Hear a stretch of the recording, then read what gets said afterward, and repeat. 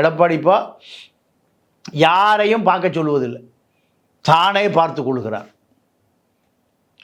இரண்டாம் எடப்பாடிங்கிற அந்த அதிகார மையம் வேரோடு பிடுங்கப்பட்டது. அது இப்போ அவருக்கு பெரிய வருத்தம்.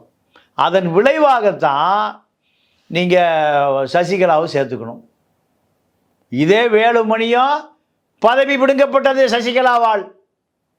எப்போன்னா 2011 முதல் கனிம வளத்துறை அமைச்சர் பிஆர்பி பழனிசாமி மேலே. இதற்காக சசிகலாவால் வேலுமணி பதவி பிடுங்கப்பட்டு கோயம்புத்தூருக்கு பேக் பண்ணி அனுப்பப்பட்டார். இப்போ அதே சசிகலாவுக்காக டிடிவிக்காக நீதி கேட்டு இப்போ யாரை முன்னாடி தள்ளி விடுறாரு? செங்கோட்டையனை வேலுமணி. இப்போ அவரை இயக்கக்கூடிய கீ வந்து வேலுமணி தான். வேலுமணி ப்ளஸ் அண்ணாமலை. ஏன்னா 2 பேர் எடப்பாடியால் அதிகமாக பாதிக்கப்பட்டவர்கள். செங்கோட்டையன் பாதிக்கப்படவே இல்லை.